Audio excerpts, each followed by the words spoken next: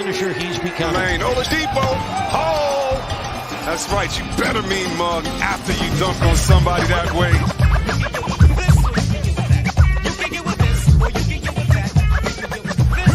Gonna run it down. He goes with it. Adebayo for the win.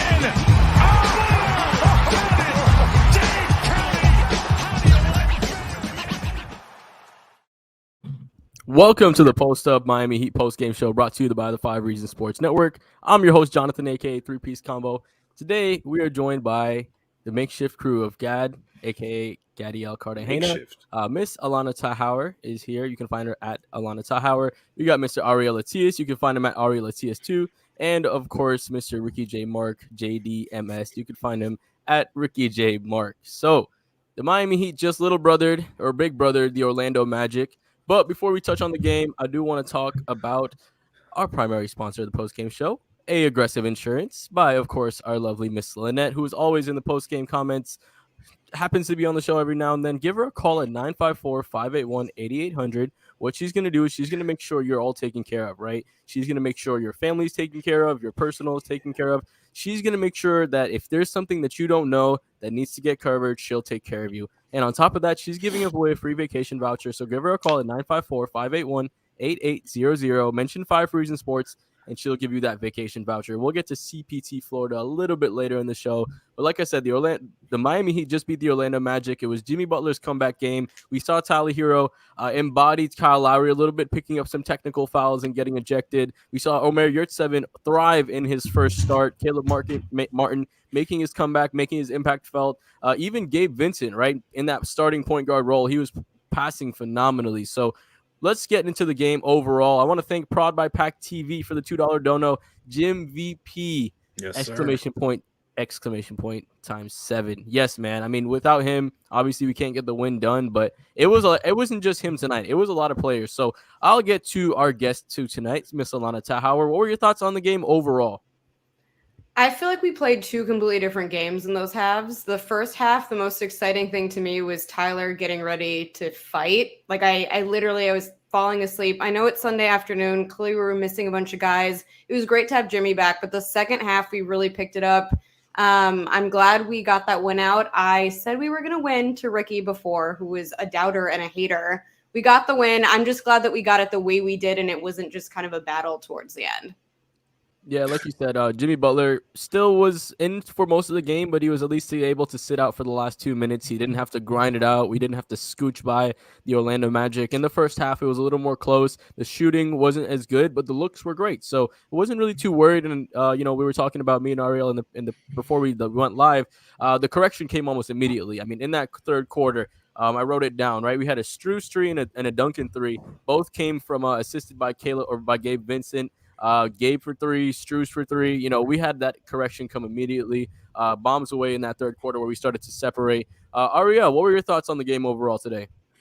Agree with Alana in that it felt like 2 different games. I think, with these Sunday middle of the day games, like you get that sometimes, this is typically not your routine where you have all day to kind of get ready for the game and go through that routine. You got to shorten everything up. And so a lot of the time these games end up being, a little clunky, a little bit uglier than you want. We saw that in the first half being up 42-39, going into the second half, the Heat just couldn't buy a bucket from 3. I think they had like maybe 1 3 at halftime. You guys correct me if I'm wrong. 1 or 2 threes.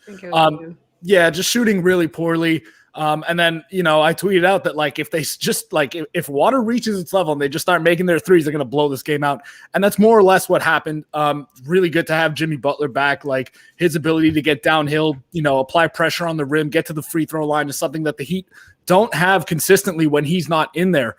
So having him back and seeing him fall on that tailbone and be able to like continue the game and like be okay and not, visibly limping afterwards is a really good sight to see. Caleb Martin being back, awesome as well. Just brings energy, hits the boards, good help side defender. We'll make a 3 here and there. He's a lot of fun as well. And so overall, I mean, got to be happy with it. You get a W. The Heat continue this stretch. They're 11-5 without Bam Adebayo, and going forward, going into that 7-game road trip that they've got coming up, which to me is just ridiculous. Like, how do they now have a 7-game road trip after playing all these road games? Season has been crazy, absolutely insane, and just completely illogical. I don't know who is responsible this season, but horrendous. I like the adversity. It's over. Look, I welcome I the think challenge. once they get through those 7 games, it's a lot of home games the rest of the way. So, it seems like a couple of these guys are getting a little bit closer to returning, and they're playing really well without Bam. So it's all positive signs as of right now. Yeah, and before we touch on the game a little bit more, I do want to thank the most consistent person this season, the unidentified celebrity review, for the $5 donation. How do you spell bum? I'm gonna put my mic down for this real quick, or I'll let you guys do it. D U. I'm not doing it. I'm not participating in this. No. A N. All right.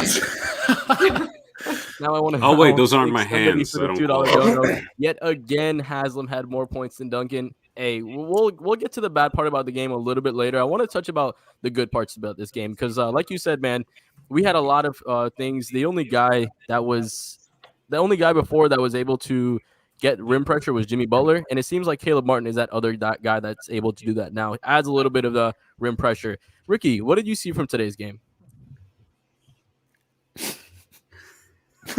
What the hell was that face, Ricky? I saw winning. God's name did you just do to my screen? What are you talking about? Oh my goodness. Are you seeing things? No, that face was mischievous for a second. Anywho. Oh, I'm a man of mischief, Gad. You know this. Well, here's the thing. I'm really happy to see continued development and production out of Omer Yurtseven. Quite frankly, the man had 16 points and 15 rebounds in a legitimate NBA game. I know some detractors might say, oh, he basically was playing in Summer League today, but not really. This was a real NBA game with real NBA implications, and he went out there and he did his thing. I mean, obviously he has room to grow, a lot of room to grow, but he performed admirably in his 33 minutes of play. I mean, I'm honestly really glad about this current time period in which the Heat are going through right now, because it is forcing a lot of the guys who would normally be on the back bench or on the back burner to develop and show their worth to this team. If anything, once we come out on the other side of this, you might end up with a significantly deeper team than you originally thought you had heading into the season, because these guys are showing that they can compete at an NBA level for a couple of weeks at a time, which if you look at it, you're like, well, okay, these guys aren't exactly, there isn't too much of a drop off. Miami's managed a winning record throughout this entire period. A lot of people thought the bottom was going to fall out for a while once Lowry went down, once Jimmy went down, once Bam went down. And yet this Heat team, even without Dedmon, has managed to keep everything steady. I think ultimately Heat fans should feel very proud about this Heat team right now, because they are proving themselves to be resilient. And to an earlier point I heard with regards to the schedule and everything, I'm honestly glad that the tough games, I know there are some challenges coming up, but a lot of the hard games are behind us right now as opposed to ahead of us. Because if you look at January to about April, if you look at that record and you factor in the likelihood that everybody's going to be coming back healthy, along with some potential trade deadline acquisitions, as well as the imminent return of Victor Oladipo, I would rather be Miami right now, if we're being quite honest. And I'm optimistic about the future, regardless of what might happen in the next few weeks. No, I think it's a good point that we're getting kind of all of the bad, instead of having it spread out, we're just having it in one spot, and the Heat's thriving during that time period as well. I want to thank Overzell for the $5 donation. I ain't going to hold you. It's been so long. Jimmy being on the floor looked weird, LOL. It did, right? And I think that first quarter was a little clunky, kind of getting his groove back. I mean, he did have, 10 points in the first quarter, but overall the offense around him just looked a little clunky. Jakec Depski, I hope I said that right. Heat fan here from Poland. Great show, guys. Hey, appreciate you joining us all the way from Poland, my man. Thank you for watching all the way out here. I don't know what time it is. I was about to say, what time is it? Yeah, let us know what time it is. We're all curious now. Gad, any final thoughts on the game before we get to individual performances? Should be. I'm just happy we're winning games. We're winning games that it feels like we should win. This is something that we haven't had it since the 24-8 start, 2 years ago? Where we were winning, just beating teams that you should, and then the wheels fall off when we got injured that season. Even through all the adversity, just being able to win these games that you're supposed to win against teams that you're supposed to beat is satisfying to see. Just keep stat padding that record. Just keep that record looking good, because it's what we didn't do last year. And then we ended up missing out on the opportunity to play against the Knicks, and we know how that went for us. So I'm happy with the way this is going. Like, everyone's showing up. We got some good minutes out of Omer. We got some good minutes out of a lot of different people. I mean, we're winning without Bam, without Duncan, without Markieff. Like, we're playing really well. So I like the way that we're playing. You can't complain with the amount of positive contributions that we've gotten from surprise places. I mean, the shooting of Max Strus. I mean, this game was good, but his last 4 games are almost insane, right? Averaging over 25 in the last 4 games. Gabe Vincent is showing out. This game just showed out as a not only as a scorer, but as a facilitator, Playmaker. right? No Kyle Lowry. He's out there. Not sure how many assists he had.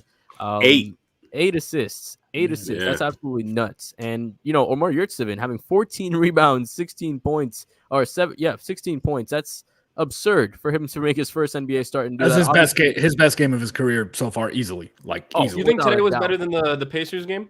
Yeah, I Trade think so. ban. Because it's from start to finish, right? It wasn't something that he did in short minutes. I mean, relatively speaking, he was the starter and he got extended run today, and he was generally the whole. I didn't find very many parts of the game where I was like, man, he's hurting them. I feel like he has stretches that where he hurts. I don't think there was any of that tonight. His hands are still trash. He can't really catch anything. He tries to dunk on people and it usually doesn't go well. But other than that, he's a fantastic rebounder, help defender near the rim specifically. Has a little bit of touch. I think he was really, really good today. And the other big we haven't talked about yet that I think we should all be ashamed of not mentioning yet is our guy Udonis Haslem, because he is giving them functional. You should be. He's giving them functional rotation NBA minutes in the year almost 2022, 18, 19 years into being an NBA player. It's crazy, man. Yeah, like you said, both of the people, we have almost no front court depth, and we still got production from all of our guys. But before we talk about that front court a little bit more, Alana, you're Jimmy bitch. So talk about Jimmy Butler and let me know. Wait, hold on. Whoa. For Once somebody you- who doesn't follow our content, How about you put a comma in that statement, Ramlakan? that didn't sound right if you. Yeah. I got what you're. Grandpa. I inserted we the comma in know, my we head. know. It's fine. I'm an editor. It's what I Simp do. gang activate. Let's go. It did look weird having him back there. I have to say it. He was out there and I was like, wait a second, it's Jimmy and a bunch of summer league guys. Not in a bad way, but it took some time. To your point, I think it did look clunky. But I like the fact that he just gave it his all right away. Obviously, he had those 2 back-to-back, tailbone injuries. And some guys might have come out here a little bit cautious, trying to play a little softer. It's Jimmy. He doesn't care. He just went out there, gave it his all.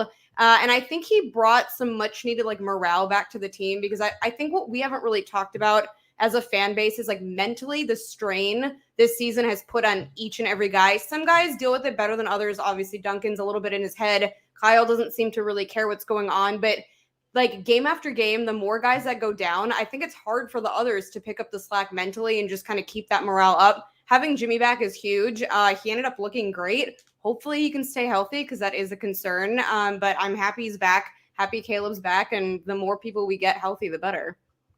Yeah, it's going to be a compounding effect. As we get one player back, another player back, things are going to start getting a little bit easier. I want to shout out some of these fans, because we got some fans from all over the world. I saw that we had Samvel Zorabian. Hope I said that right. Hello from Armenia. Let's go Heat. What's going on? Iani saying hey from Greece. I saw somebody in here from Qatar. We love an JR international Gutierrez. crowd. Merry Christmas to all you guys from Qatar. Happy my boy Spo is getting higher attention in the coaching ranks. # proud Filipino. Everybody around the world, appreciate you guys joining us, man. That's super awesome. This that we is have so really many cool. fans Shout out around to the my world. Aussies. Yeah, Australia for life, We got baby. Oh, we Zach- even got Zach- some people Zach from the Schultz in UK. the Of comments. course, Gang, gang. Zach, our #1 Aussie fan, always in here, getting up early. Big love from always from Australia. Appreciate, like I said, everybody joining out. Ricky, what else did you see from Jimmy Butler? Anything else overall? So I think he was 17 and 11 tonight. So he contributed to the team rebounding effort, which was mostly gobbled up by the big mass in the middle. Well, it's ironic because the big guy, Mr. Yurtseven, is of Turkish descent. So maybe this was a sign that we would be getting a lot of international flavor tonight. I mean, Jimmy Butler did his thing, 17 points, 11 rebounds. He found his spots. I mean, you're not going to get 40, 11, and 10 Jimmy, NBA Finals Jimmy, his first game back from injury. But you got enough production from him where it didn't necessarily overwhelm what some of the other guys have already been building in terms of a rhythm. Jimmy has struck me as the kind of player that's not going to necessarily impose himself to the detriment of team chemistry, because whether we realize it or not, they've been performing in a way that's been very Spoelstra-like in terms of team-oriented ball movement, three-point shooting, a lot of that. Jimmy goes in, finds his spots, and then especially when you've got not necessarily baby Jimmy, but Caleb Martin, who kind of plays a little bit like Jimmy. It allows for a lot of continuity between the players as well as everybody else. And I think ultimately, as he continues to work his way back into the offense, you combine that with the confidence that a lot of these guys are gaining every night on the floor, we could be looking at a very dangerous team heading into the spring. Yeah, with like you said, the players we have on the floor are giving you so much, much contribution. It's hard to tell who's going to come out, right? Thank you, somebody, for the $2 donation. Duncan about to be working for Dunkin' Donuts. I mean, man, if he keeps shooting the way he does after his contract is done, maybe. But honestly, his shooting has been not the greats. Jake Soafel, greetings from Stankonia. I saw Chef Ramses II. Hello from Pakistan. Stankonia a real place? I don't think so. I don't know. I was gonna say it, but I was like, scared to ask. Y'all ain't from the culture. You don't know where Stankonia is. Yes, Waldy, from the North Pole. Saint That's Nick? pretty cool. Miss Lynette was checking in from Jamaica, so appreciate you checking out. Arson World checking out from Bahamas, so I appreciate you checking out, man. TDT Sosa from South Korea, dude, that's awesome, my man. Awesome, I appreciate that, man. Jimmy Butler, like I said, phenomenal games tonight, but we've got a lot of production from a lot of players. Ariel, talk to me about what you saw from the first start from Omer Yurtseven tonight. Just solid. Like, it seems like the more minutes, I mean, this is kind of, this is not some crazy take here, but it really is like you give him more minutes. And I really didn't want this. So I'm going to preface my take by saying that, like, I was not an Omer Yurtseven guy. I've said on here that I don't think he's ready for NBA minutes. And at the time I really didn't. Okay. Somebody boot him, please. As far as Omer goes, you give him minutes and then all of a sudden, thank you, Royal. All of a sudden, he starts producing. I think he's just kind of figuring things out. He knows, to more or less stay within his game. He stays around the basket if he's got an open jump shot. I like him in the middle of the zone offensively. When the Magic went zone, you just get the ball down around the free throw line to Omer, and he's got the ability to make a decision to pass it. Or if they're sagging off of him, he's got that 12 to 15 foot mid-range jumper that, like, there's some touch there. So I like what he's got. He's got, some really solid skills that you can see what the Heat like in him, that they can mold him into something going forward. Now, I think when the Heat are healthy and they have their full complement of players, you're not going to see any Omer Yurtseven unless there's like serious foul trouble in a game or, any kind of extenuating circumstance. But for now, these are fantastic developmental reps for him. And I think he's responded by just being reliable. That's all they need him to do. He doesn't have to go out there and give him 25 and 15 every night. He just has to be reliable. Don't make too many mistakes, rebound the basketball, guy drives to the rim, help on defense, grab rebounds. That's it. And he's done a fantastic job. I mean, 16 and 14 or whatever he had tonight after those strong games against guys like Domantas Sabonis and the other games that he's had strong showings, like, it's really good stuff from him. So I was wrong about Omer Yurtseven. I thought he wasn't ready, and I still think he wasn't ready then, but I didn't foresee him being ready at any point this season. I thought he was substantially farther away from being ready for NBA minutes than he actually is. So he proved me wrong. Like, I think he's ready. Like, you can play him at the back end of your rotation if you needed to. If you've only got one of Bam or Dedmon, for example, and you feel all right with those minutes. So kudos to him, man. He's developed for sure. Yeah, and you can't ask for more than this. I mean, 16.15 rebounds. He's, like I said, 6 offensive rebounds. You wouldn't have expected that at the beginning of the season, right? I mean, maybe the people that were overhyping him from the summer league, but the people that saw his game understand that he's going to have to need a little bit more time to develop, would understand this is a pretty good rebounding game overall for him. And even though the Magic, I'm not sure where Ariel went, but even though the Magic are down to their G Leaguers, right? This was still a good showing for him overall. So shout out to Omer, man. He's killing it over here. I want to give some more shout outs to everybody globally. Peter Doc B. Balig, Brazil with you guys as well. Appreciate you joining us all the way out over there. Mr. Jose Matos always joining us from PSL. Puerto Rico! So appreciate you joining Yes, with sir. us. And so, Gad, let's guys. talk about your boy, man. Mr. Culture, the guy who's newly embodied it, the guy who's took it on since he's joined the team as undrafted, gone to a standard contract. Now he's balling out. Golden Glove, saying hi from Earth. Everybody saying hi from Earth. Appreciate you joining us. Talk to us about your guy, Namdi Vincent. All right, so Gabe Vincent. Listen, it's not anything new what he's doing, right? Like, he's been doing this for a couple games now. He's just a solid NBA player at this point. I think we can all agree on that. But I think one thing that I liked from him and pretty much from everybody, just the game plan, it looks like what it was to get Omer active, like to get him the ball. They made a concerted effort to get those post-entry passes to Omer, which was huge because once you got him going, then, I mean, the inside, the out, like it was all working for the Heat. The shots weren't falling early on, but the offense was honestly humming outside of the first quarter. So I just wanted to point that out. But yeah, Gabe, he has some tough shot-making ability, and he just makes winning plays. It's really satisfying to watch. Obviously, as his role decreases with some of the starters and whatever coming back, you just want to see him be more efficient. But he's playing really good basketball right now, and I'm really excited to see what he can look like down the stretch. Gabe's playing well. I love the way he's playing. He's playing with that tenacity, that intensity. He doesn't back down from anybody, and I really, really respect that, being someone who started out his career the way that he did. Credit to Gabe, man. It's been fun to watch him develop. It really has. He's continued to make little steps and get better at them, right? In the G League, before he was here, he was primarily like a shooter, right? He would catch up, kind of what Duncan was doing off a dribble handoff, shoot, get to the basket sometimes, but he was really an outside shooter. Now he's starting to take on that role as a facilitator. I mean, you can see the influence that guys like Kyle Lowry having on him. He's making the right reads. Even when he wasn't getting the shots to fall, he was making a very, very positive impact on the game. And those little jumpers, like 10 to 15 feet out when the, time's getting, close to the end of the shot clock, those are super key as well. Like as a point guard, when you need a release valve, that's a good jumper to get to. And I think that's a pretty consistent shot you can get to as well. Alana or Ricky, before we get to any more there, Gerald joining in from Philippines. Appreciate you joining us. Any more thoughts on Gabe Vincent before we move on to the next player? Florian watching from Germany. Appreciate you, Florian.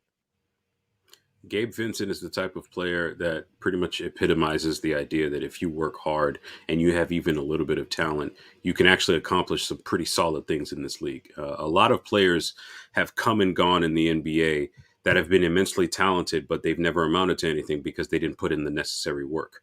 I mean, I'm sure my panelists to the left or the right of me can understand what I'm saying, given that she happens to be reporting live from Chicago, Illinois, where people work hard by. Let's not compare player development. No, let me wait. You see, can I? No.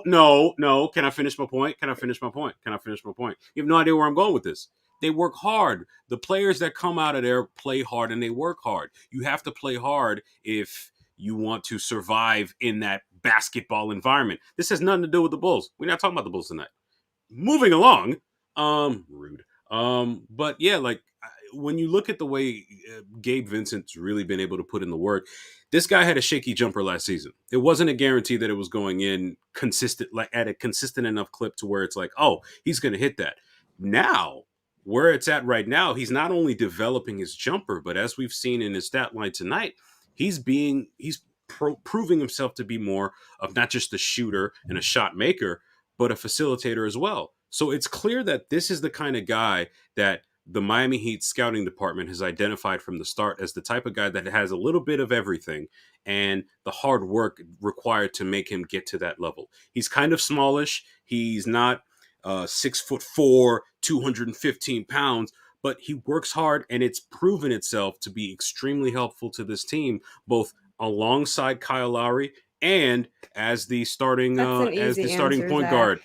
Me and as the starting point guard in your dreams. As a result of Kyle Lowry's unfortunate absence. So it is what it is. I see you, King. I appreciate the support. I see how it is. Royal knows. That's exactly what Malcolm would have wanted. I just want to touch upon one thing with him, though, because you started this point. I don't know if you guys remember, but at the beginning of the season, Gabe was kind of saying that his whole role in his mind was going to be more of the traditional point guard. Like he was going to be that playmaker, that facilitator. And I don't think people are giving him enough credit in the fact that he had to step up in a different way than kind of the game plan he had for himself or Spo or the rest of the guys had for him and had to adjust that way. So I feel like the fact that he's not only doing that, but also that his shooting has improved because it needs to improve because we are missing a lot of guys that can shoot. I think is a testament to not only his hard work, but his basketball IQ too. So hats off to him. I feel like he's kind of surpassed maybe everyone's expectations, but Gad's. But I was gonna say there's a caveat there. Yeah, it's just you. But no, I'm really happy to see what he's doing, and I think he can keep it up. I think this is just the beginning. Yeah, I mean, at the beginning of the season, a lot of people were writing him off. A lot of people were telling us like, "Hey, this guy's not an NBA player," and he was having his struggles. So we were understanding where the criticism was coming from. That first game against the Pacers, where he started I think it was like his first start of the season with Lowry out. That was a rough start. Mm-hmm. Yeah, so he's definitely taken steps in this season alone, right? Not just from last season, but throughout this season, he's grown as a player. I want to give some more shout outs. Osvaldo E. Martinez, Puerto Rico, and La Casa. Appreciate you joining us. And actually, I want to talk about this comment right here. Farah Burke Adoliogu. How to pronounce Yomer? I'm pretty sure it's the same sound you make when you're saying girl right after G. We call them this in Turkey. So I was trying to do this in my head when I saw the comment come up because I was like, I'm not doing this on air, and I can't get it. Is it Omer? Like Omer, like Emir it's with an E. Oh, like it's taken. I thought it was Omer. But what do Omer Yurtseven. Emir. Let me know. Drop some action in the comments. Let me know if I'm even saying this right. Omer Yurtseven. Omer Yurtseven. Well, yes. So over that. Let's talk about Caleb Martin, man. This guy was absolutely balling tonight, right? He came in. He wasn't starting. He didn't, the first half wasn't really too great. I mean, he had a 3 and a little layup in the first half, but the second half was just really where he started balling out. Hit a couple of threes. He got that steal and he had that nasty dunk. Or actually, let's go to Alana here. What did you see from Caleb Martin in his return game? He was hungry. I think he's been trying to come back for some time now. We saw that he had cleared, I think, health and safety protocols, but he just needed to get back into kind of game shape the last game or the last 2 games. But he came out super fiery.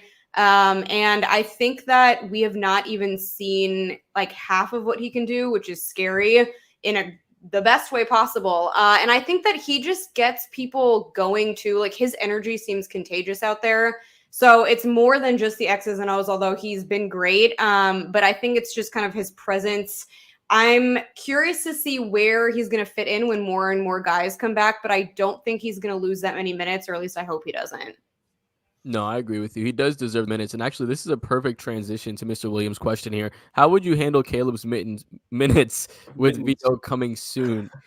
Ricky, how would you handle this situation? Because obviously Victor Oladipo does a lot of what Caleb Martin does, right? He adds some rim pressure. Caleb Martin adds some rim pressure. Defensively, he's, phenomenal. He can also hit the 3 every now and then. I would say Victor is probably a little bit better of a 3-point shooter or a little more consistent over a long period of time. But how would you, deal with that? Having 2 guys kind of in the similar style play, with Oladipo coming back. So I think we're in an interesting situation between these 2 players, mainly because Victor Oladipo and Caleb Martin both have something to prove this season. Victor Oladipo's on a 1-year minimum deal after turning down a whole bunch of money last season and then promptly getting hurt 4 games into his Heat career, which we all hoped would have been the catalyst for a deep Eastern Conference playoff run. Right now, I think what you do is, in the interest of continuity and chemistry, you continue to give Caleb Martin the minutes that he's typically been getting, which, quite frankly, haven't exactly been game-breaking. Some nights it might be approaching 30. Other nights it might be between 12 and 15. That's just the nature of this roster as things currently stand right now. But I think given the fact that we know Victor Oladipo, who he is, how proven he's been in this league, you're going to work him back slowly, because I think one thing Heat fans and just fans of basketball really need to understand more than anything is that cleared for basketball activity does not mean basketball shape. Basketball shape does not mean Heat basketball shape. Those are 3 completely different things. So I think late March, April, we might see potentially the quote unquote best of Victor Oladipo and what he can offer. But in the meantime, I think we should thank our lucky stars that someone like Caleb Martin has. I think it's a universe. I'm pretty sure I'm not in the minority on this. Has earned more than a two-way contract. I think that contract needs to be converted if it hasn't already. So I think ultimately what you do is you continue to grow him into this into his role within this team's offense. Because look, if we're being completely honest, let's say Victor Oladipo has a wonderful comeback season and he starts getting suitors this offseason. I'm willing to bet that he has a higher chance of leaving than, say, Caleb Martin does. And as a result, you don't want to be left. You don't want to be left in the cold, like, oh snap, the guy that we rehabbed and brought back just up and left, and we did that at the expense of a guy that we were already developing on a two-way in Caleb Martin. So I think you try to keep everything balanced. I trust the coaching staff to manage that because I'd like to think that they've managed that pretty well. We'll go from there, and hopefully that just results in added depth for this Heat team because, man, like I said before, if we're able to get both of those guys going and they're battling in practice and everything like that, given how intense these players tend to be with each other, I wouldn't want to be the opposing team heading into the playoffs. No, that's a really great point, right? With both of these guys coming up on contract seasons, you're going to have the option to keep one of them. And if one of them happens to get outpriced, then you'll probably have to prioritize with the other one. But at least now you have options, right? And obviously the Heat are good at developing those next players. But when you have a guy that's already been in the system, like Caleb or like Oladipo has, it's easier to keep somebody and keep them in the system and grow them from there instead of finding another guy, which we do pretty good, like Gabe Vincent, Max Strus, etc. But it's still better that way. HM, one more thing. Dono. Before you get to that, Ricky, Gad, talk about this dono real quick from our boy. Okay, HM, happy holidays. Hope you're having a fantastic evening. They just play a different type. They just play with a different type of energy with Jim VP in the lineup. Everyone seems more locked in. Shooting was off, so it was 10 instead of 20 to 30. Yeah, I think this game, outside of the first quarter where it was just a wonky start, this had blowout written all over it. We were the better team. We played like the better team for probably 40 minutes out of this game. It was Jimmy just brings a different type of energy, especially defensively. It wasn't perfect, but he's great off ball. So yeah, I totally agree. Yeah. Right there with you, man. BB, appreciate you the $5 dono. Question: how do y'all feel a fully healthy Miami team would stack up against a fully healthy Brooklyn or Milwaukee team? I feel like we're right there with both of them. Alana, I'll let you pick one of them, and then Ricky, I'll let you cover the other one. Who do you want to pick, and how do you feel like we would stack up to them, healthy versus healthy? I am not scared of Brooklyn literally at all. I don't think it would be a blowout by any means, but I feel like we could take them. I will let Ricky talk about what he thinks about the Bucks, but I still think that size is an issue. Yeah, and one thing, just going back to what I was talking about before, Caleb Martin's more of a 2-3. Victor Oladipo's more of a 2-1. So it's possible to keep them both in the interest of minutes. Now, with regards to Brooklyn versus Milwaukee, I'm not worried about Brooklyn because they will never be at full strength because the former point guard for that team. They have a part-time NBA player, apparently. That's Exactly. the thing now. Did y'all know you can play part-time for this league? No, we have one too. Yeah, he doesn't play basketball. We have one too. Yeah, we do have a couple of them. But here's the thing. Yeah, they're not at full strength. They don't scare anybody. And if Brooklyn has home court advantage, so I'm not worried about Brooklyn. Quite frankly, I think Milwaukee is still a better team than Miami. I still think Milwaukee probably beats Miami in what might be a tough 6 or 7 game series as currently constructed. Again, we haven't seen Miami's best yet. We've seen Milwaukee's best, and it looks like Milwaukee still has the advantage because their best player is better than Miami's best player. The guy just came back from COVID and dropped 36-14 and 8 or something like that. And they came back and beat the Celtics. Smart some names that I didn't think. Oh yeah, that was beautiful. Him. That was beautiful. So I think here's the thing. I don't think we should. I don't think it should be crazy or anathema to think that you might root for your team, but I think it's also okay to say that there are better teams out there, and that's at least as far as I'm concerned where Milwaukee is right now. It's a personnel thing. We'll have to see because at the end of the season, it's not just about injuries. Who knows?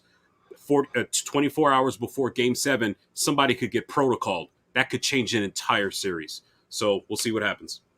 You're absolutely right there. But see, I would feel the same way as Alana with Brooklyn. I don't fear them at all, right?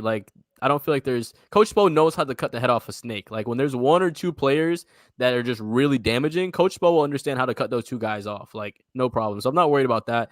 The Bucks, like you said, are a little more, intriguing to me because they have a size advantage. They're super long. They're super defensive. Like I said, they do it on both ends of the court, right? But on the Heat's end, what I think they have is they have a lot deeper of a team, right? Like the Bucks are top three. Like they're team heavy deep. Outside of that, they're a little thin. I mean, Bobby Portis can give you some good minutes, right? DiVincenzo will give you some good minutes. Connaughton will give you some all right minutes.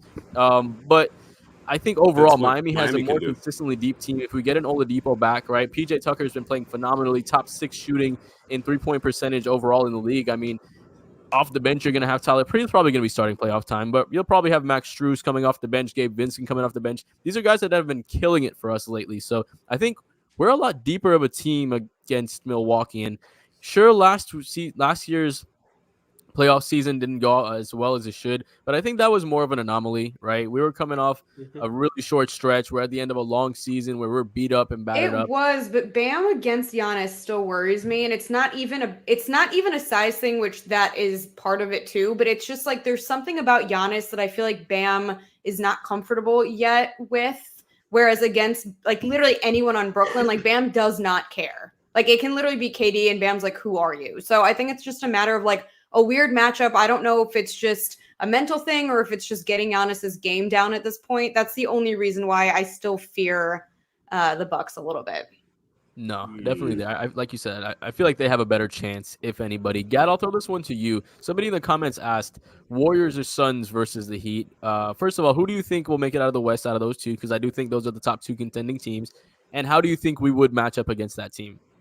I think the Warriors would come out of the West. I love the Suns, the way they play basketball, but it comes down to DeAndre Ayton being consistent. I don't think he can do it at the highest level 4 games that he would need to do it. He would need to be the X factor against the Warriors. And I think I trust the Warriors X factor and Klay to be a little bit more consistent, but the injury is a huge question mark there. So with that being said, Warriors against the Heat, that'll be interesting. It would depend on the health of Oladipo, specifically as a defender, because you would need, like, you cannot stop Steph. You can barely contain Steph, but if there's anyone in the league that can do it, it's probably going to be Victor Oladipo, Jimmy Butler, and Bam Adebayo. Just pick and rolls, the handoffs that they would do at Draymond. That would probably be the best chance of slowing it down. Probably end up taking the Warriors in that series. I really like the Heat, probably as like a top 5-ish team in the NBA. But those Warriors, they're just playing unbelievable basketball right now. And it's not just a one-man show. They have a really good basketball team. Like, they play good basketball. So I would love to watch that. Like, that's my dream matchup, Warriors versus Miami. Yeah, offense versus defense. It'd be fun to watch. And offensively, like, we could do a few things against them too. So it'd be interesting. Yeah, absolutely. I don't know when the Heat are playing the Warriors, but I really January 3rd. January. Oh, off the top of his head, again. Okay. I'm pretty sure at the Chase Center on the West Coast trip. Because I want to see how Spo approaches that matchup, because I honestly don't know what to feel about the Warriors. But yeah, I'd have to see what they're about, because I mean, we know how dangerous the Warriors are, and we've seen this Heat team in different forms compete down to the very end, dating back to when the Warriors had that cheat code team. But man, that would be an interesting series, because they can defend too now. Oh, yeah. No, the Warriors' defense is unreal, but the Heat, I think schematically, it's like that would be an X's and O's matchup that I genuinely feel like the Heat would actually have an advantage from a schematic standpoint. It's just obviously the overwhelming talent that is Steph Curry and the mind that is Draymond Green and the shooter that is Klay Thompson. Like, that can trump any schematics that Spo might be able to work out. Okay, so but Kyle Lowry and CP3 would be so much fun. Like, that's what I want to see. The flop fest, is that what it is? No, it's just like them It would be a good head. series. I love the Suns. Like, I could watch Suns basketball all day, all night. Yeah, they're really fun to watch. I mean, you get Kyle Lowry, CP3, Bam versus Ayton, Tyler Hero versus Booker, Duncan Robinson versus Landry Shamet. It'd be one hell of a series. Wait, hold on. Are you suggesting that Duncan will make it to the end of the season in a Heat uniform? Listen, I think 21 days now. We'll see. We'll see. Okay. All right. Just We'll checking. see indeed. There's one guy that we really didn't talk about that I think gave us pretty quality minutes. All reliable. Mr. Udonis Haslem made an appearance in actual meaningful minutes, right? He's starting to make more meaningful minutes. These aren't just garbage time minutes where he's coming out. I mean, he was pretty much the primary backup for Yurt tonight. No KZ minutes was I was kind of surprised to see. I'll let any of you guys touch on this. What did you guys see from UD tonight? Because I liked what I saw, honestly. I mean, look, I know our producer, our super producer wants us to start UD, but look, keep in mind, this is practically a G League Magic team. I don't think you'll be getting this kind of production against a serious contender. If you put him out there against Milwaukee, he might shove somebody, but come on. I mean, That's valuable. Yeah. Every series. You not remember Tyler Hansborough? I don't know who that is. Dexter Pittman elbowed this guy in the Pacers. Haters are going to hate. I get it. It's all right. I see. Like this, it's been happening the whole show. I see you, Royal. I see you. But look, I don't. Come on. I don't see this happening against like a Warriors or a Jazz. I will say though, and I think Ethan tweeted this out earlier. I don't know why we didn't use him more last season if he was looking this good. I'm not, and this good. I'm saying after this many. Okay, we did. I'm personally offended by that. I miss that beautiful face every day. I have to go stalk him on Instagram to get. How's he doing in the G League? There's that stock word. Okay, I am allowed to stalk. I have privileges. I just go look at his Instagram. What the hell does that? Interesting. Yeah, that's Ricky. Are you taking in this data? Oh no, I'm. Don't. You don't need to tell him twice. It's constant. It's like a machine. This is true. We are where we need to be. This is perfect. Continue. What were you saying, Jonathan? Anything else on UD? No, I'm surprised we didn't use him. That was my point before you went on a stalking. I have to be called a stalker every episode now, apparently. I mean, you kind of walk into it. But I digress. UD's fine. I mean, apparently he's still got a little bit left in the tank. I mean, he might be useful against the lesser teams in the NBA, but look, at 41, most of his skills have eroded, and that's just where he is. He's not the UD from 15 years ago when he was Shaq's starting power forward. But hey, he can come in, give you spot minutes. But thankfully, at this point, hopefully when the rest of the guys come back, you'll have Bam, you'll have Dedmon, you'll have Yurt. That's 3 guys already, so it's all good. I thought it was interesting. There was UD got play over KZ tonight. That's why I was. That was interesting to me because KZ's actually been playing well. Okay, wait, that's brilliant. And Ricky, I'm kind of ashamed that you didn't come up with that by yourself. Well, my names are better, but we'll let the fans do what they need to do. Okay, I see, Jay. That was pretty good. Oh my, that's a good one. That's frightening. But yeah, look. Like you guys said earlier in the show, we are a remarkably deep team, apparently. And at some point, we're going to be seeing that depth in action when everybody comes back. So I think UD at this point in his career is a break in case of emergency. And right now we're in the midst of an emergency. The only other big guy on this roster is Omer Yurtseven. And because Dedmon's out and Bam's still going to be out until the trade deadline. So, hey. It is what it is. This is what he's for. He's doing his job. And as soon as the guys come back, he'll go right back to the end of the bench where he should be. Sure. Yeah, Max Strus. Talk about him and then shit on Duncan for a little bit for me. Okay, so the second part, I guess we'll get to that. But with Strus, and then we can lump Caleb, Gabe, pretty much anyone that comes off the bench, right? The energy that they bring is something that I think has been like invaluable to this team because there's some moments, there's obviously an older starting lineup. This team, they look tired, right? They look exhausted. Tyler, Gabe, Caleb, Strus, those 4 players in specific are literally going full speed almost at all times. And I genuinely appreciate that. Max Strus on offense might be the only guy that legitimately never stops moving. It's unreal. He just moves and he's full speed at all times. I don't know how much he weighs, like 230 pounds. He's giving it his all. That's probably why he's so tired and sometimes aloof on defense. But credit to Max Strus, man. He's doing a great job of just developing his game in a way that fits around other players. Like you never say, oh, like maybe he takes some too many catch and shoot, but he's never going to like pound the shit out of the ball. He's never just going to like kill the offense. He's not just going to sit there and dribble for 10 seconds. So credit to Strus. He's a very complimentary player, and I think he understands that. He's learning how to play with other guys, which when you have guys like Jimmy, like Bam, like Kyle, like Tyler, that's a valuable skill set. So I want some improvement defensively, but he's being consistent as an ignitable scorer offensively. Can you really ask for that much more? He's on a minimum contract, bird rights next year. Him and the rest of the bench guys, we're very lucky to have them. The bench is quietly the strength of this team, and no one said that was going to be the case going into the year. Yeah, I mean, perfectly said. And to your point, he's understanding how to play his role perfectly, right? Mm-hmm. And that's the difference with a team like Miami and a team like the Lakers, right? You see a lot of guys trying to overplay their role, do too much, not do what they're supposed to do. Isolation ball, right? You don't want to see THT play isolation ball in the Lakers. He should be a catch and shoot guy doing whatever, right? Max Strus knows how to play his role, and Coach Spo knows how to let players thrive in what they're good at, right? And like you said, this Max Strus is just another one of these guys coming off the bench that's just overshooting what we thought he was going to do this year. So shout out to him for stepping up. But one guy that's not doing so good, let's talk about it. Since we've got to everybody good, Duncan Robinson, right? Wide open threes multiple times tonight, unable to hit him down, just like the last game.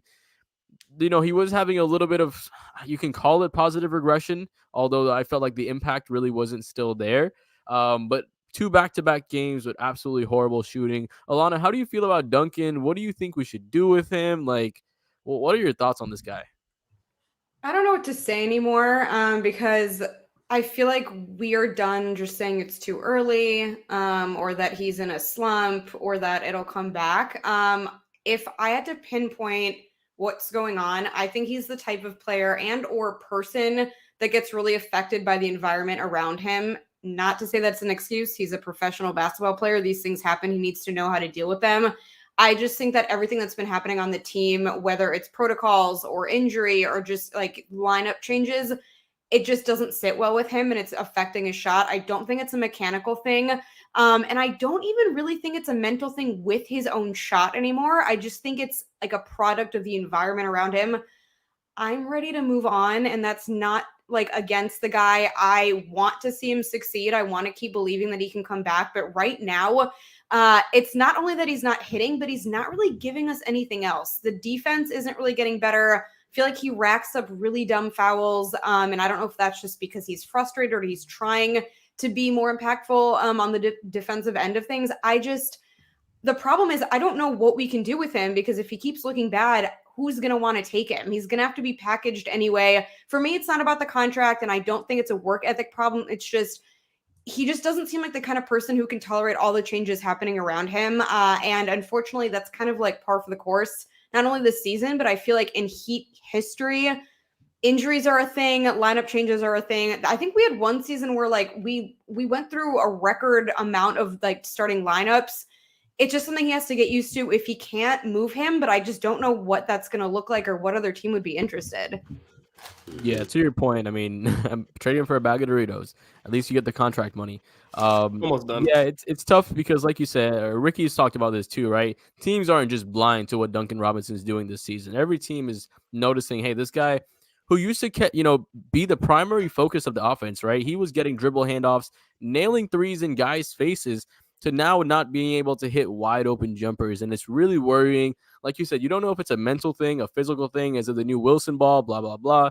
It needs to be done, right? He's a professional basketball player getting paid $90 million over the next 4 years to hit threes as his primary job. He needs to do it. It's way too far in the season for him to have this type of inconsistency and for him to have this little of an impact on the game, especially with Bam Adebayo out, PJ Tucker out, right? We're missing Kyle Lowry. We need some offense from this guy, and we're getting it from guys like Max Strus, Caleb Martin, and Gabe Vincent instead. So that can't be happening. It's something that we're pleasantly surprised for, but for Duncan Robinson's perspective, or from the Duncan Robinson's perspective, that really cannot be happening. It's just, it's too far in the season. So I don't know what we would trade him for if we do trade him. I don't know, what you want to do as far as trade for. People talk about trading for a big. Do you want to trade for a big and mess up the PJ Bam tandem, right? Maybe you trade for a big that comes off the bench. You go for another shooter, a Buddy Hield type. I would love a Buddy Hield type. Christopher Shen, appreciate you joining us from Vancouver, Canada. Appreciate you as well, always supporting me. So I appreciate you, Mr. Chen. And yeah, it is always nice to see Alana here on the post up. I think it's only her first or second game for an I actual think it might post up have show been that's my not the first this post corner. season. So So yeah, appreciate you Welcome, joining us America. when we're shorthanded in this season. But yeah, just can't have that happening. But overall, tonight's game was a positive. We were able to get another win without Bam Adebayo, without PJ Tucker, without Dwayne Dedman. We had Omer Yurtseven as our starting center. Caleb Martin came off the health and protocols, gave us another great game. Jimmy Butler came in, showed out. Tyler Hero with 8 assists, which were absolutely beautiful. I felt like his assist game was phenomenal. He was just copying Kyle Lowry on all levels tonight. We saw good stuff from Max Strus, from Gabe Vincent. Overall, just like I said, a phenomenal game. Any closing thoughts before we talk about the next game against the Washington Wizards? You got anything, Gad? Nope. You go first. Okay. I think we may have seen an unofficial changing of the guard tonight. I think Jay might have also noticed that as well in the comments. Tonight, I did notice that Duncan Robinson was actually, in a weird way, engaging in more of a playmaking creation role for Max Strus. I think he's aware of the fact that Max Strus is doing well, which I think if you want to frame it a certain way, I think it speaks to his professionalism, because some people would just keep chucking and making it about them. But Duncan apparently is aware of the fact that Max Strus is having a pretty solid stretch right now, and has on multiple occasions worked to get him the ball in position for a shot. I think maybe that's a bright spot I can take from his performance tonight.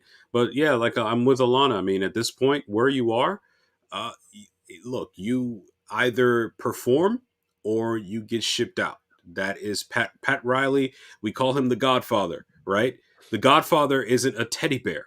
The Godfather is the Godfather because of his ruthlessness, as we'll be finding out in March on HBO Max, as the LA Lakers series will be streaming by then. There's your cheap plug for a network that doesn't sponsor us. But yeah, like, we know he's ruthless because he will ship you out if you're not performing, because at the end of the day, he wants to win a championship. And if Duncan isn't able to help this team win a championship, then I'm sorry, that's just the way it is. I'm happy to see ultimately how the bench has continued to grow, mature, and gain confidence in the absence of Kyle Lowry, Jimmy Butler, Bam Adebayo, Dwayne Dedman, and pretty much anybody else who goes down. Because this season, in many ways, this is like, I think it was Winston Churchill that once said with regards to World War II, these are the times that test men's souls.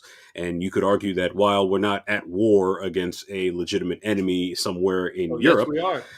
COVID is waging war on everyone, whether we like it or not. And, getting vaccinated aside, please do it. Right now, players are going down left and right because they're testing whatever. I mean, you got a bunch of guys who just got protocoled up in Illinois, as I'm sure Bolana will tell you.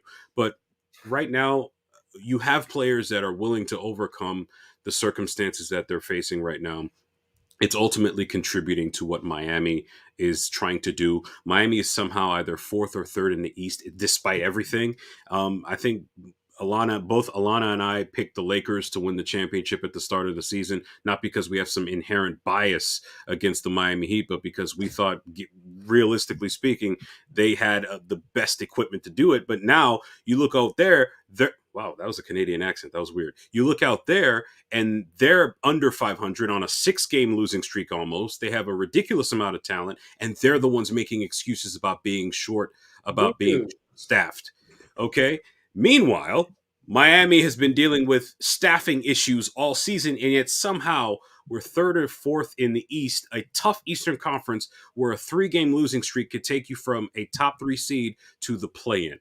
And I'm happy to see this Heat team continue to grow. I think Heat fans, like I've said before, have every reason to feel confident about this team's prospects and this team's future, provided the players come to play every night. Bam will be back in a couple of weeks. Kyle will be back in hopefully 10 days, maybe sooner if he gets 2 negative COVID tests. And, come playoff time, remember, this is a marathon, not a sprint. Do not get too excited over one win. Do not get too depressed over one loss. Let's act like adults. We're going to be just fine. When we're good, we're good. When we're bad, we're bad. We need to be realistic, and ultimately we'll see what happens.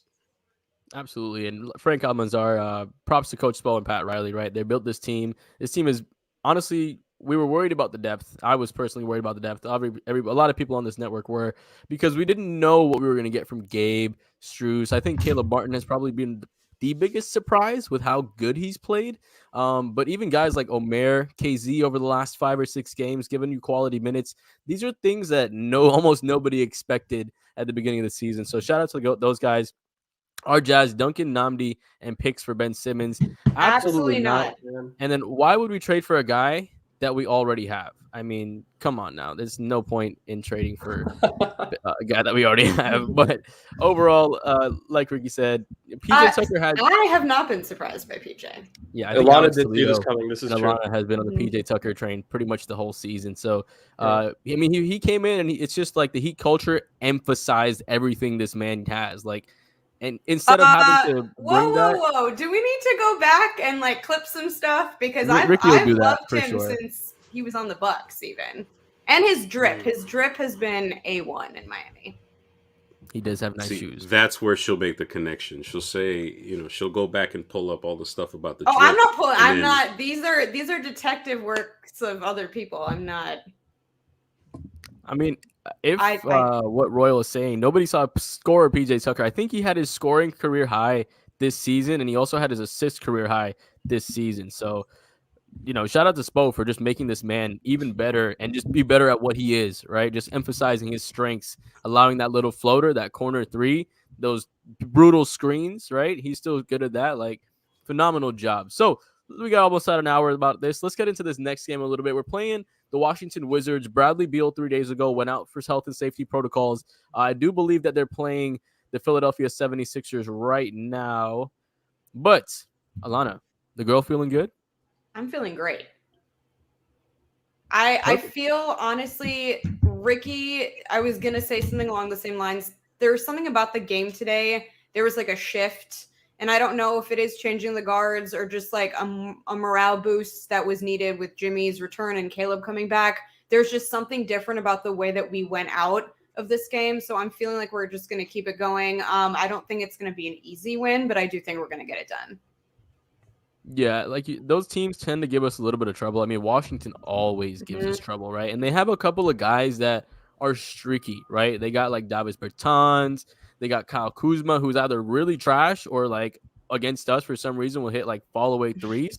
Luckily, they don't have Bradley Beal, but that just gives them another chance for a random scrub heat killer to kind of step up and hurt us. Ricky, the boy feeling good? I'm feeling all right. I believe Miami has split this season series thus far with the Washington Wizards. Miami has shown that they can beat this team, but at the same time, they've also shown that they can choke against this team. I think Miami needs to go in there and do their job, as simplistic as this may sound.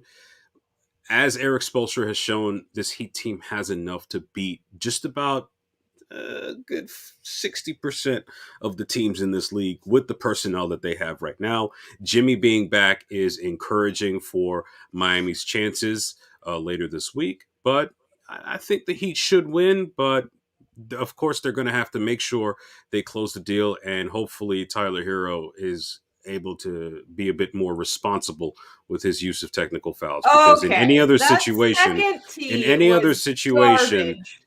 well, regardless, the team knocked them out. And in any other situation, I've seen games where a guy like Tyler gets ejected and the whole makeup of the game changes and they lose. I don't want to see that sort of thing happen. And hopefully, I mean, I'm of the belief that he'll be just fine.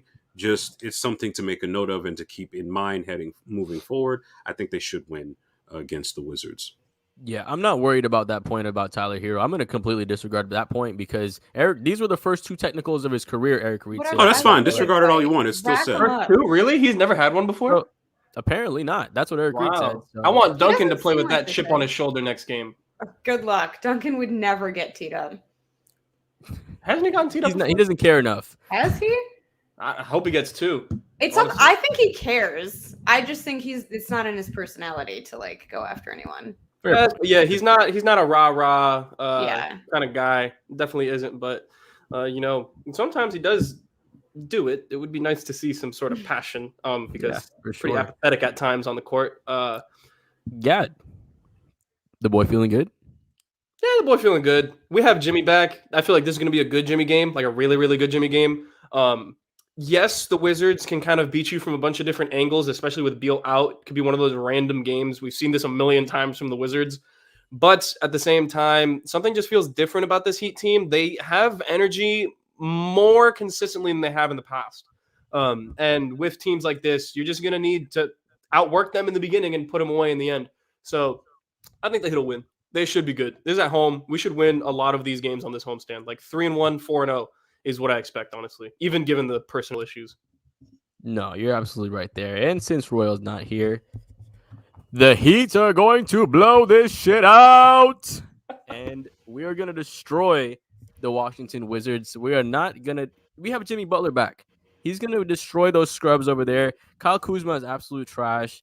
You know, Montrezl Harrell right now is leading them in scoring against the Philadelphia 76ers. He's going to get sunned by Omer Yurtseven. So Heat are going to blow this shit out. We're going to get this done all the way in the game. So before we close this show out, I was checking it out. We only got 50 likes. We got about 300 people in here. Hit the like button if you think the Heat are going to win the next game. And if you're not already, please subscribe as well. I appreciate that. Appreciate everybody. If you want to thank Gad, Ricky, Alana, our boy Royal for producing, hit the like button. Support us. It's free. You don't got to pay for it. So we appreciate that as well. Before we close the show out, though, Ricky, you want to tell them about our boys over at CPT Florida? Of course. So, for those of you that haven't been aware, is there like a slide or anything, or am I just going to talk? Yep, it's coming up, baby. Yes, I love slides. I mean, we didn't get one from Gad, so I'll forgive him this time. So here's the thing with CPT Florida, okay? As for those of you that know, we're in the middle of a global pandemic. As a result of being in a global pandemic, a lot of us are doing work from home. Because a lot of us are doing work from home, we're starting businesses from home. And when you are working from home, you need to make sure that your internet connectivity, just like the four of us here, is on point, because you want to be able to communicate with your clients, your customers, business associates, colleagues, everything. CPT of South Florida will make sure you are set up, dressed to the T. They will make sure you are taken care of, and they'll make sure that, well, everything is all right on your end, because in this day and age, communication is everything. And if you're unable to communicate, you won't be able to consolidate your funds, okay? Once you're able to do this, you give them a call. You go to cptflorida.com. Don't forget the dash, and you will be on your way, basically. They are a proud sponsor of the Post Up. They're a proud sponsor of 5 Reasons Sports. And if we're being completely honest, we value the content that we bring to you, and if we didn't, we would have just anybody sponsor us. These guys are legit. Go give them a call. Go visit their website. They'll set you up. They'll take care of you. What more is there to say? Absolutely, man. They're going to take care of you. And don't give your business to no Celtics fan, no Lakers fan, right? No Bulls fan. Give your business to Heat fans, right? That's the best way to give your business out. So we're all done here. The Miami Heat took care of business pretty early today. It's 7 o'clock. I hope everybody has a phenomenal weekend, enjoying your holidays with your family, enjoying a Heat win as well. We got Jimmy Butler back as a gift to all of us. So from everybody in the comments, I want to appreciate you guys. Everybody around the world joining us. That's pretty insane. If you're watching this after the recording, drop a comment and let us know where you're around from the world, because we appreciate you guys so much for joining us. And from Gad, Ricky, Alana, our boy Royal in the back helping me out producing, and Jonathan as well. Thank you guys for checking out the Miami Heat post-game show, brought to you by the 5 Reasons Sports Network. Play the video, Royal. To go, the captain reasserted both. Udonis Haslem, Heat Nation. Let's go back to John.